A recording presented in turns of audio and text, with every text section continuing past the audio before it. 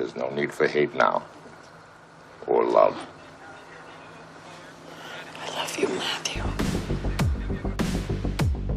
It absorbed the minds of our people.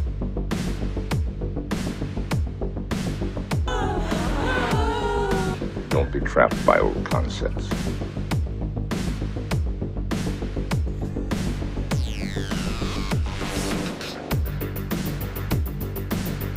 What the fuck?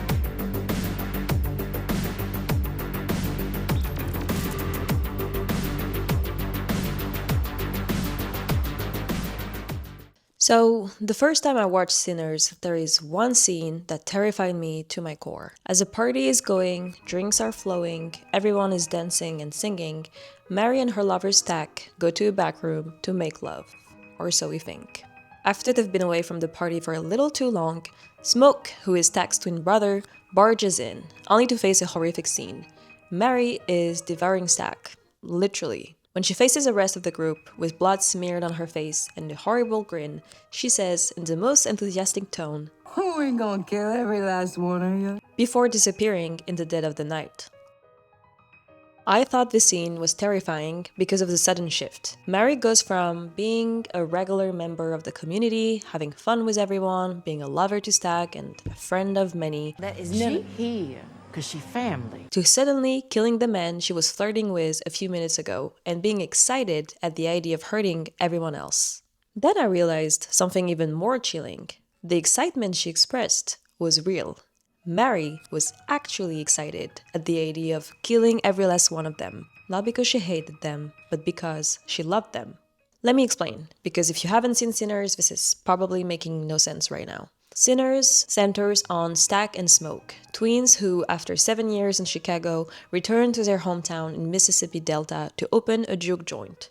The first half of the movie follows them as they recruit various members of their community for opening night. Delta Slim, who will be performing, shopkeeper couple Grace and Bo Chow, who will be the suppliers, Smoke's ex-wife, who will be cooking. Meanwhile, the devil is roaming around in the form of hundreds years old Irish vampire Remick. That same day is the opening night of the juke joint, a night of blues music, dancing, and joy for the black community. But the familiar sounds of the blues music attract Remick.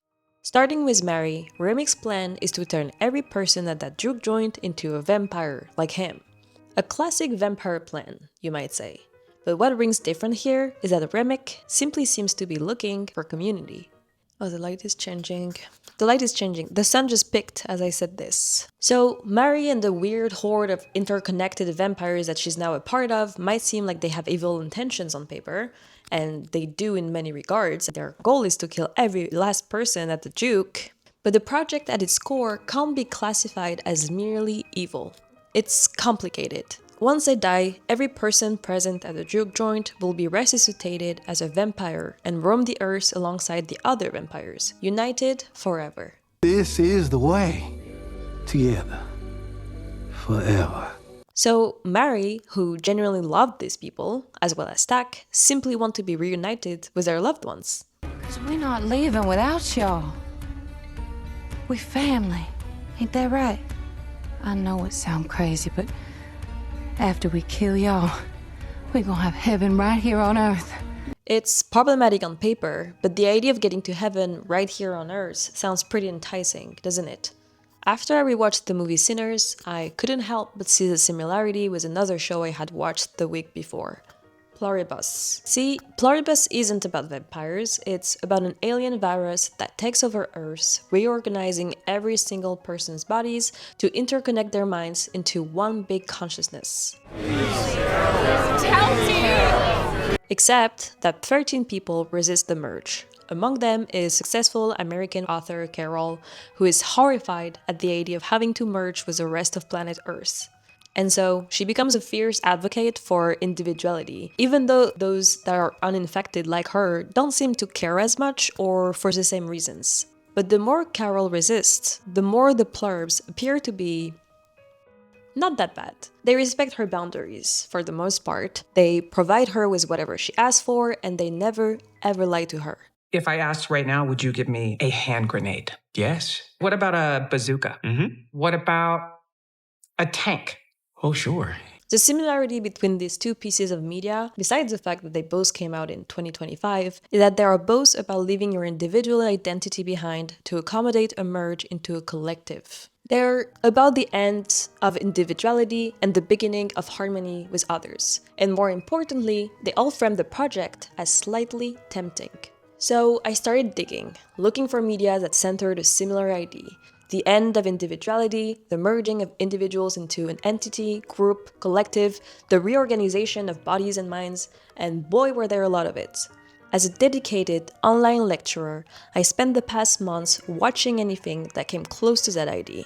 The Blob, Invasion of the Body Snatchers, Together, Neon Genesis, The Faculty, Disturbing Behavior, Star Trek, The Borg, Stepford Wives, Shivers, The Invitation, the Unity episode from Rick and Morty, the Pag episode from Buffy, Midsommar, and more.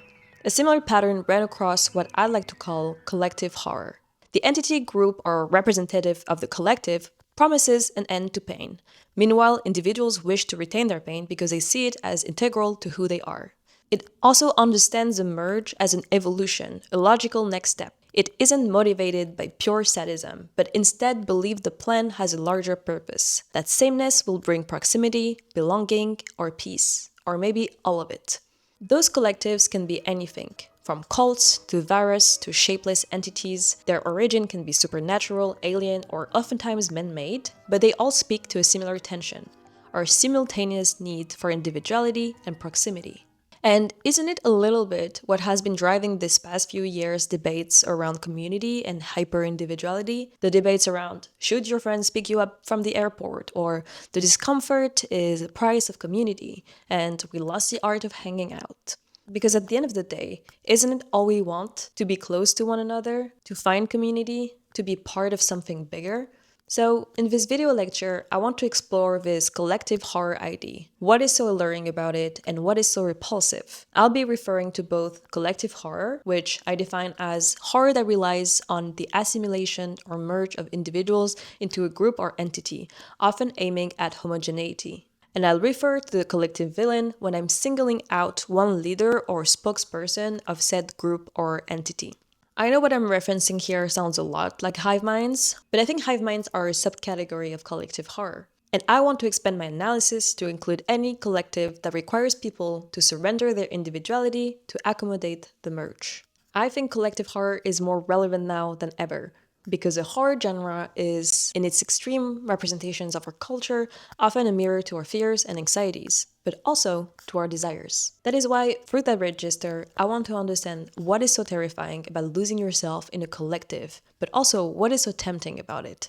Before we get into it, there will be major spoilers, especially for the more recent stuff like Sinners, which I've technically already spoiled, Midsommar, The Invitation, Pluribus, Together. I'll try to flag the big ones as we go, but for the older titles, I might just dive in with a warning. If you're planning to watch any of these and you want to go in blind, now is your chance to pause and come back later. But if you're like me and you don't mind being spoiled, I genuinely don't think I will ruin any of these for you. So let's get into it. Let's get into our first part. Part 1, the lure of assimilation.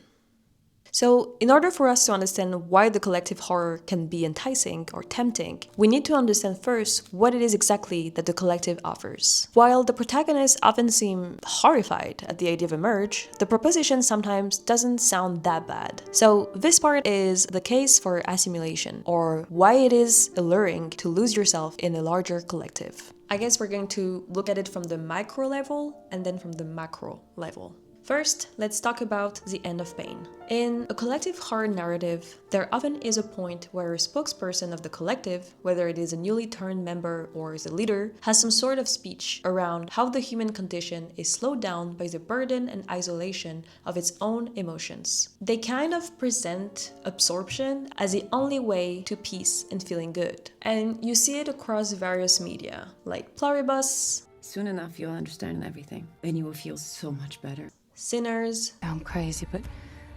after we kill y'all, we're gonna have heaven right here on earth. The Faculty. I can make you a part of something so special, Casey.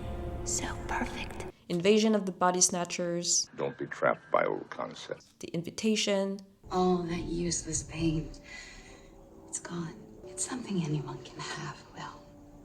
And I want you to have it too. You get it. Absorption and assimilation are framed as the only solution to the inherent isolation of the human experience. And I think there is no better illustration to this idea than existential crisis of an anime, Neon Genesis. So, Neon Genesis Evangelion is a series that ran from 1995 to 1996, alongside several sequels, including the end of Evangelion. This is my attempt at recounting the plot of this anime. It follows Shinji Ikari, a teenage boy recruited by his father to pilot a giant robot called an Evangelion that is made to fight monsters called angels that regularly attack humanity. But what I'm interested in here is what happens at the end of Neon Genesis, something called the Human Instrumentality Project. So you see, in Neon Genesis, there is SEAL, which is a sub-organization that funds NERV, the one with the giant robots.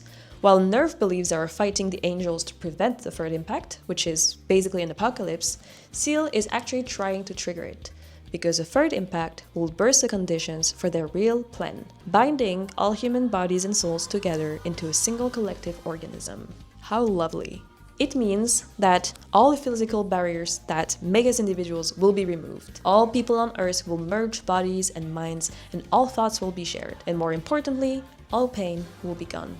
There will only be happiness. This is a solution to what the show calls the hedgehog's dilemma. The hedgehog's dilemma is about how people crave closeness, but getting close means hurting and being hurt.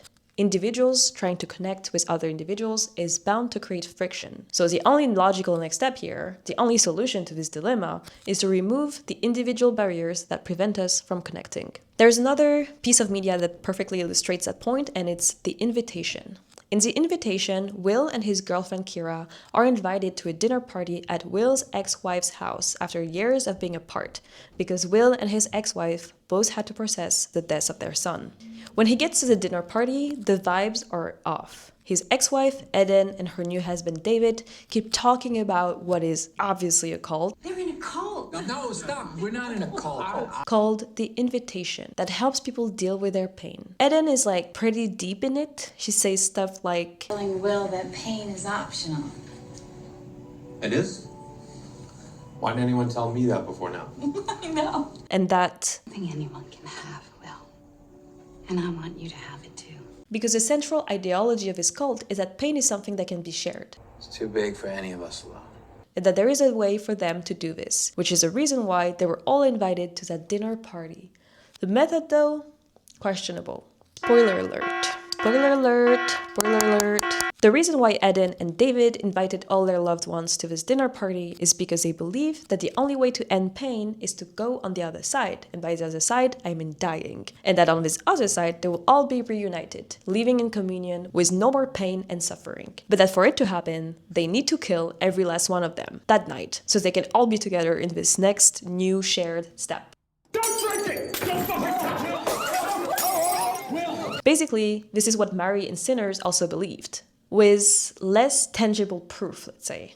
Both Seal and The Invitation kind of have a point. Pain is at the heart of the human condition, having too much of it, wanting none of it, and pain is isolating. It is the one thing that prevents us from connecting with one another fully. Partly because getting closer to people means accepting the fact that you will hurt and be hurt, but also because carrying pain by yourself, both physical and mental, can make you feel excruciatingly isolated and misunderstood. In her book, The Cultural Politics of Emotions, and in a chapter called The Contingency of Pain, Sara Ahmed analyzes how pain travels and isolates, how lived experiences of pain are shaped by others but also define the contours of bodies. Sara Ahmed recounts her experience living with a mother with a chronic illness, and insists on the words living with her pain, because her mother's pain was a significant part of her life. Her mother's pleas would sometimes be for her daughter to simply bear witness to her pain.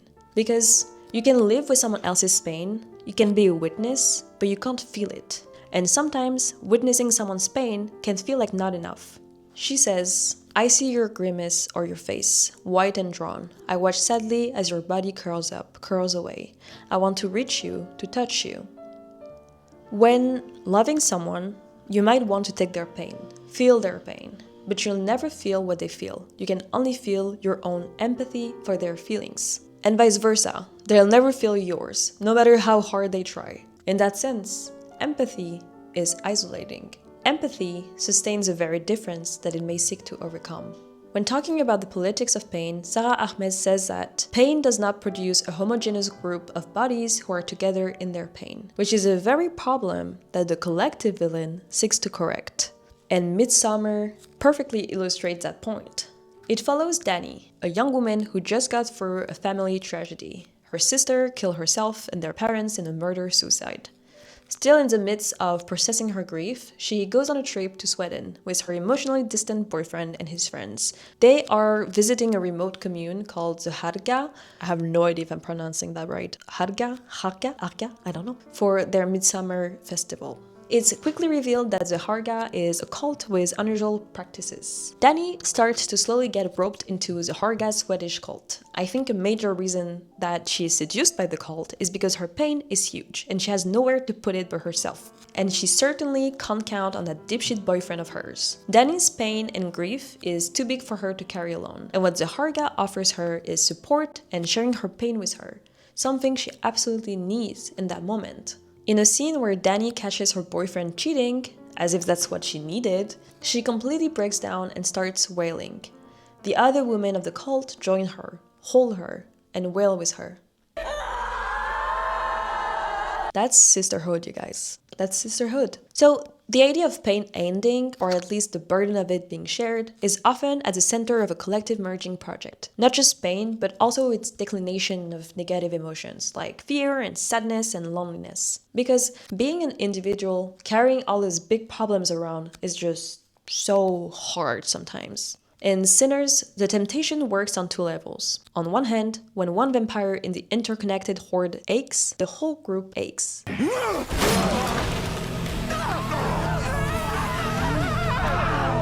Pain is literally shared. But the pain Remick is really offering to end goes even deeper than that. Spoiler alert. Spoiler alert, but you knew that. I think I've already spoiled that one quite a lot. Remick reveals to the remaining individuals of the juke joint that they were going to die that night anyways. Smoke and Stack unknowingly bought the juke joint from one of the leaders of the KKK, who was planning on executing everyone at dawn. No matter how many guns or how much money, they gonna take it from you when they want. You built something here tonight, and it was beautiful, but it was built on a lie. Hogwood, he's the grand dragon of the Ku Klux Klan. They was always gonna kill you. It's a very painful realization for Smoke that there was never freedom to even begin with. So Stack looks at him and tells him that they were never going to find freedom by themselves. That was just an illusion. That's not something that could ever have happened. We was never gonna be free. We've been running around everywhere looking for freedom. You know damn well you was never gonna find it. Until this. This is the way. Together. Forever. So what Remick offers is support, solidarity in the Jim Crow era. He offers to go and kill those bigots, now that they have the numbers. Now that we got numbers, we'll probably go to that old bigot and rectify him. Which is true, as long as they're ready to assimilate. Remick offers to end the inescapable pain of the black condition, the one that Stack and Smoke have spent their whole life trying to run away from. Our next big step: evolution, individual survival, collective annihilation. Another alluring aspect of the collective villain's project is that for better or worse, the collective villain really cares about evolution and progress, even if it has a price. There's this Rick and Morty episode called Erotic Assimilation, where Rick and his grandchildren find themselves pulled onto Unity's planet, an alien entity that has absorbed a whole population into one interconnected entity. Our planet was taken over by some kind of entity. It absorbed the minds of our people. We didn't notice it until it was too late. The people it takes over, they look like your friends, your family, your leaders, but they're not themselves anymore. They're part of it. While a big chunk of the plot is about Rick's deranged sexual adventures, as usual, the episode also has a very interesting way to justify assimilation. At first, Summer and Morty, who are left alone with Unity's population, are appalled by the idea that those people's individualities have been erased.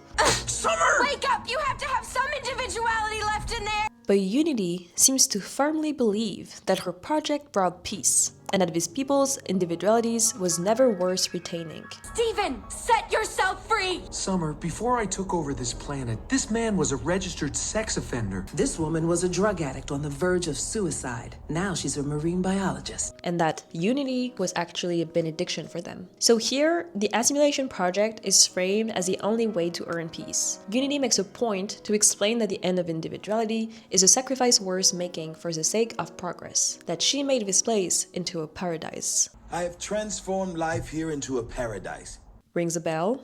We're gonna have heaven right here on Earth. This concept is even more explicit when the assimilation concept is brought by an alien entity, because the alien is an outside force that has been observing our ways, and there is always a moment where it delivers its speech, and it usually makes it clear that its goal was twofold. One, it's about its own survival, and two, it's also about bringing a superior way of living to a population it sees as trapped by old concepts. For example, in Invasion of the Body Snatchers, an alien entity slowly replaces humans with identical copies of themselves, except that they are devoid of emotions. Dr. Kibner, who was recently turned, delivers the collective villain speech as he is about to transform the protagonists. Don't be trapped by old concepts. Don't be trapped by old concepts. You're evolving into a new life form.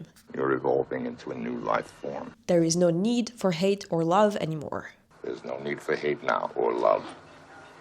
In the faculty, where teachers and students of a Little Ohio high school are also getting replaced by an alien entity that is interconnecting them and getting rid of all their pains and fears, the Queen's speech is all about being part of something so much bigger and special. I can make you a part of something so special, Casey. Basically, individuality and emotions are framed as holding us back. They're old concepts that are getting in the way of our evolution. And here, evolution is defined as leaving behind everything we believe was important in the first place. Merging with the collective is the only logical next step. Why?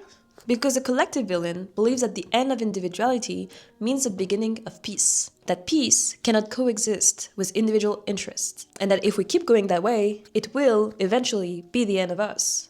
And are they wrong? Are they completely wrong? The way we currently operate is at the individual level. We optimize our lives individually, which is ultimately leading to our collective annihilation. It's a tragedy of the commons, a concept coined to explain that everyone's prioritization of self-interest over shared resources will lead to the depletion of said resources, ultimately leading us to our own loss. Isn't it exactly what's going on with climate change? We will eventually all perish because we're incapable of thinking collectively. So now going back to Pluribus. I think Pluribus is very much about a different way to evolve than the trajectory we're currently on. And I think it successfully explores these ideas through the eerie. I'm using the eerie as Mark Fisher discussed it in his book, The Weird and the Eerie. Eeriness is about the interplay of presence and absence. Something is present when it should be absent, and something is absent when it should be present. Let's take an example. A classic situation. A man walks into a bar. Normal. Everything is fine. The bar is empty. We're getting into eerie territory, but not quite yet. The only thing left is what looks like the consumer's personal belongings. Now that's eerie. The man can feel a presence behind him. Now that's eerie as fuck. The presence is just Harry, the man's buddy. Not eerie. We're good. But eeriness is also about agency. Things that shouldn't have agency suddenly have it. For example, it's actually not Harry, but a colony of ants cosplaying as him. Now, that's eerie as fuck. Or the story The Birds by Daphne du Maurier, which is about birds suddenly turning against humans and deciding to kill them all through targeted and organized attacks. It can also be that something that should have agency suddenly doesn't. Mark Fisher also said that it is a capacity for intentionality which definitively separates humans from the natural world. So two key things are at play when it comes to what makes something eerie, besides absence and presence: agency and intentionality. Pluribus plays with both. When it comes to agency, a virus shouldn't have agency, and yet does, while humans are supposed to have agency, and yet don't. So the intentionality that is usually granted to humans collapses, making humans one with the natural world. But more importantly, the eerie allows us to see the inside from the perspective of the outside. This outside-in perspective is, in some sense, what enables us to imagine new worlds, new ways of being. I think it's what makes Pluribus interesting, because for all its strangeness and eeriness, it presents a way of organizing bodies that doesn't involve individuality and a way to survive that is collectively minded. Pluribus allows us to imagine a world in which individuality doesn't exist. It's a very radical piece of media because a lot of collective horror has a pretty negative view of the collective or the merge. It frames it as either evil, I hate you, or at least horrifying. The Blob, for example, might be a mindless entity, but the way it absorbs individuals looks so horrifying. Same for the movie Together and the painful merge that Millie and Tim have to go through. Whiskey for the pain. The Plurbs, on the other hand, are creepy and eerie, but they're not evil. They're just different from us. One of the plot twists of the show, ring ring ring,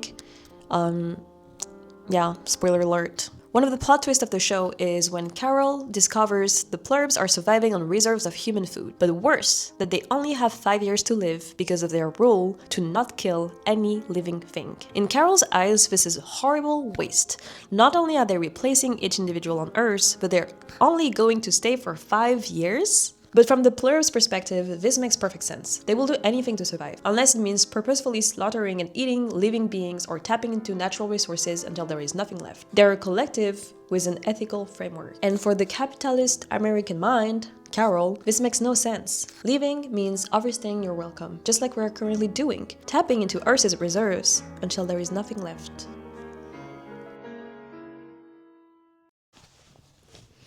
Hello. Part 2. What's so scary about the collective? So, it seems to me that those collectives are not as horrifying as our protagonists make them seem. I mean, it's pretty nice to imagine a world in which pain doesn't exist, and humans reach the next step of their evolution and just stop leading themselves to their collective annihilation. Yet, the fear runs deep. Why is that? Conformity. Well, to understand, we need to take a quick detour back in time. Because before we had those intentional, ethical collectives like the Plurbs, collectives did not have the best rep. And yes, you can partially blame the American view of communism for it. When you watch something like Invasion of the Body Snatchers, it's hard to ignore the parallels with how communism was perceived in the West at the time, as this austere, bland establishment. If Body Snatchers was about the threat of communism or not is debatable, and I don't necessarily think it matters. What matters is that the fear of communism has always been partly driven by a really Western fear, the fear of conformity, mindlessness, and ship-like mentality. Those who sleepwalk and never question the establishment, the status quo, or the mainstream. I think that in Body Snatchers, it's very well represented by how the replacement happens once a protagonist falls asleep. The characters literally have to fight to stay awake. It doesn't get more on the nose than this. American and Western culture has a long-held tradition of anti-conformist movements and subcultures constantly rising in response to the status quo or mainstream culture. There's the Beat Generation and this revolt against American conformity and picket fence culture. There's also the 60s and the 70s, obviously, that were a moment ripe for countercultural movements, notably the rise of the hippie, or even the very idea of subcultures and underground cultures of the 90s and even the 80s as they existed before being absorbed in the mainstream, like heavy metal, skater culture, or punk culture. I think that there is a general tendency to celebrate the idea of the outcast in American culture, which is why a lot of collective horror of the 20th century celebrates the triumph of the outcast over the collectivity. The outcast is always glorified and positioned as a clear winner against an assimilating entity. For example, in The Blob, it's pretty clear from the beginning who is going to survive this horrible, absorbing entity and who isn't.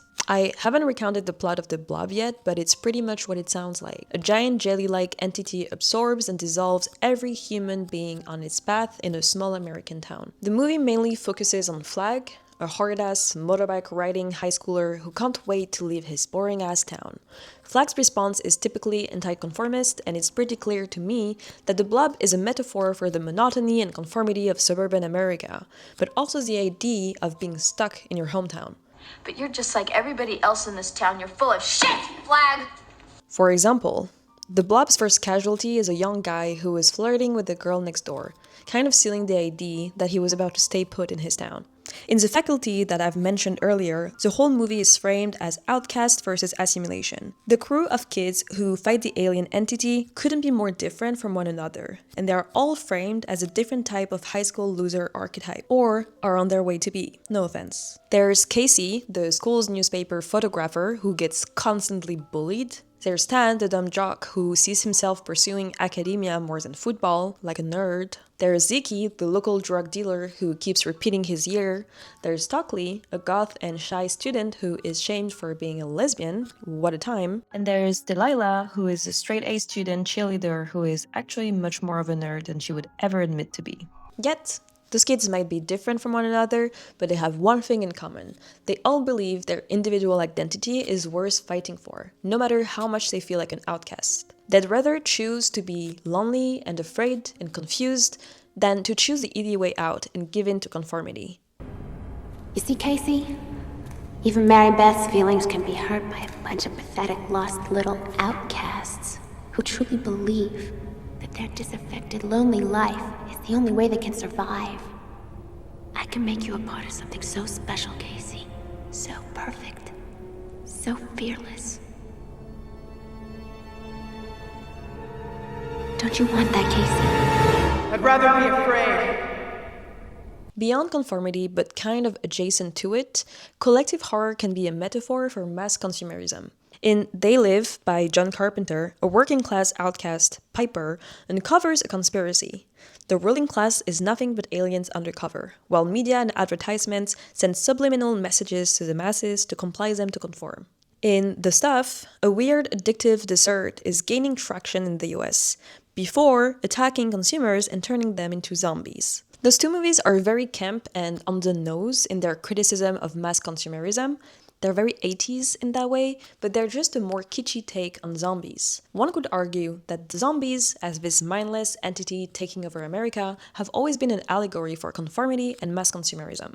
As Daryl Jones explains in his very short introduction to horror, if vampires have tended to be aristocratic individualist, feared and admired as a superior adaptation of humanity, then zombies are a monstrous underclass, an undifferentiated, mindless, lumpen proletariat mass. Zombies are a fairly modern iteration in horror cinema. They first appeared as an allegory for slavery. But the modern zombie as we see it in Walking Dead, Zombieland, 28 Days Later, and so much more, first appeared in 1968 with The Night of the Living Dead, where zombies came to be an expensive, massive entity that slowly turns anyone on their path into another mindless addition to their army. Zombies came to symbolize the birth of consumer culture, especially in America, and the subsequent mindlessness that was considered a product of it. Zombies are not the collective horror I'm interested in for this video lecture, because they lack the intentionality that I think is so interesting about collective horror. But they do show us that the Western imagination has always coded the collective as mindless, threatening, and something to be defeated by the lone outcasts. But the thing is, the collective horror I'm talking about is far from being mindless. I mean, it has traditions, it has respect, it offers connection and community. So what else could it be that pushes our protagonists to want to cling to their individuality so badly? Pain, art, and cultural assimilation.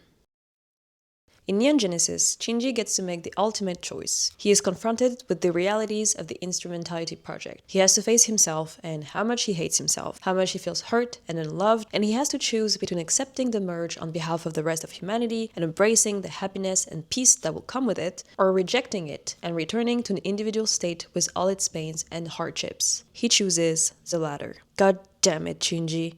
You ruined paradise. Shinji's reasoning is that in spite of all the pain, the hurt, and the distance, individuality and its wide range of isolating feelings enables us to connect with others. There is no connection to be made if we are all one. There is no happiness without suffering. There is no beauty without pain. And Shinji's sentiment is echoed in almost all of the media we've talked about so far. Don't you want that, Casey? I'd rather be afraid. Listen, Unity, I don't think my sister's trying to say that life would be perfect without you. I think she's just saying that life would be, life.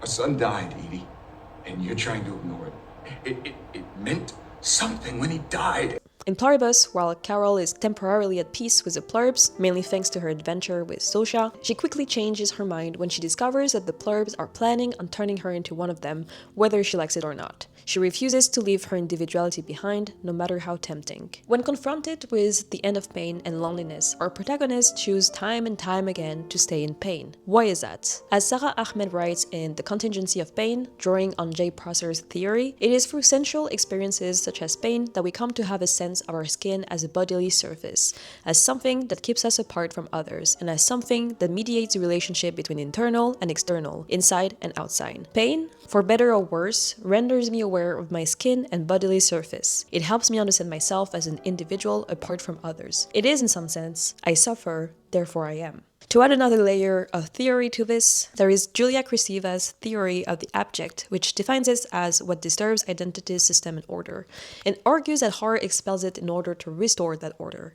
But the collective villain cannot be expelled. It absorbs, it removes the barriers between me and others, and where the abject usually enables a subject to constitute itself, to define its proper borders, the collective villain collapses those borders entirely. It pulls the individual into the abject. It draws me toward the place where meaning collapses. In other words, there is no meaning if there is no I, and if there is no meaning, then culture, as we know it, doesn't exist. The weird irony of pain and suffering is that for all of its hardships, some of the most incredible art we have was born from it. Starry Night by Van Gogh was painted from the window view of the asylum he was staying at during a heavy depressive episode. Countless pieces of art, music, movies that we have and cherish today were born because someone was having a horrible time. And it's one of the tensions at play with Afro-American culture. When going through unimaginable suffering, Black people have created some of the most influential artistic movements known to man. Blues music's first elements were born on slavery plantations and took shape after the American Civil War in the rural parts of Southern America. With that in mind, let's get back to the plot of Sinners. Sinners is a horror movie that's twofold. Some might say that the horror in the movie doesn't start until the second half, but that would be misguided, because the first half is very much about the horror of the Jim Crow era and the inescapability of the Black condition at the time. The protagonists are all grappling with that fact, from the twins coming back from Chicago after trying to make it big there, only to realize that nothing is much different up there, just a different type of oppression. Chicago ain't shit but Mississippi with tall buildings instead of plantation. Meanwhile, Sammy is the preacher's son, but has a penchant for music, one that his father is completely opposed to. You keep dancing with the devil. One day it's gonna follow you home. The villain of the movie, Remick, has an affinity for cultures that are not his, but resemble it. Remick is Irish, and until recently, he was not considered white. So, as Remick is on the run, he stumbles upon the juke joints and is entranced by the music. He wants to be a part of it, and even plays some Irish folk tunes to try and get his way in. Having a family. Syntax ain't bad. A Lord, didn't that jaybird laugh when I picked poor Robin clean? Poor Because in his time, Irish folk was also born out of oppression and colonialism, a similar-ish suffering to the roots of blues music emanating from the juke. Remick just wants a good time with the music that he knows, oblivious, or pretending to be, to the racial politics of his current time. Ryan Coogler himself said that, rather than the KKK, Remick identifies with what's going on in the juke joint. He wants to be a part of it, and he wants all of them to be a part of him. I love that Remick is part of a culture that wasn't considered white until recently. He's not the Klan, but he doesn't understand that. When Ryan Coogler looked into blues history, the more he looked into it, the less he could trace the origin of a song or a lyric or a concept to one singular person. Sinners really explores the idea that references travel, art and culture get reproduced, but also recontextualized and politicized. One cultural artifact might constitute one culture's resilience right now, but might have been another's at a different time. But this doesn't mean that culture and art are universal. It just means that its components are. Art is still born from context, from individual ones and identity-specific ones. So the blues music might carry some of the sentiments of Irish folk, but the blues at the juke joint is so specific to the suffering of that time and place, one that the Irish, who are now considered white, can no longer claim. The characters in Sinners are offered a deal with the devil. Remick loves the blues. It reminds him of home, and he wants to assimilate the culture he heard from the juke. In exchange, he will offer them the end of their suffering. But if there wasn't suffering, there would be no music. If Sammy had integrated the collective, he wouldn't have gone and made a career out of his gift for blues music. He also wouldn't have had to suffer and carry the trauma of that night by himself. but the world would never have had his art. What Remick proposes to the other individuals is to lose their individuality and escape Jim Crow, escape all their suffering, as long as they're willing to give up the suffering that is behind the very culture he is trying to assimilate.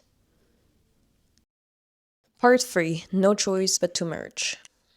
In Together, long-term couple Millie and Tim move to the countryside. Their relationship is shown as being close but distant, like they've grown apart but they don't really know how to live without each other anymore. In the remote place where they now live, strange things start to happen. Millie and Tim are irredeemably pulled towards one another, physically. Their bodies are slowly and painfully merging. All thanks to a local cult that took the idea of soulmates a little bit too literally, convinced that couples can only be truly happy once they are fully merged into one being. The ending of Together is pretty interesting. Spoilers ahead. After the couple fights the whole movie to try and prevent their merging, they are faced with a dilemma. After her visit at the cult leader's place, Millie is bleeding to death because he cut her arm to give her a choice. She can either die an individual or live by merging with her boyfriend Tim. The couple ends up choosing the latter.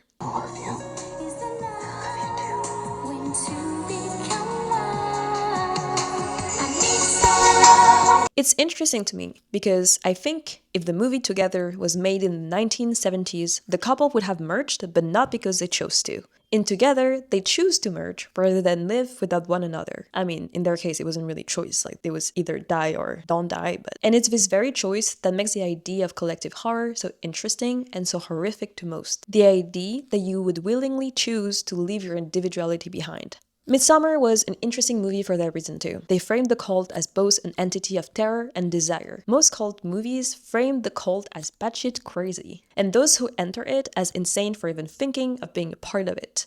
But Midsommar, I think, but maybe I'm insane too, frames Danny's decision as understandable. It asks some interesting questions about community, individuality, and isolation. While Danny technically belongs to a group, this group couldn't give less of a fuck when it comes to her feelings.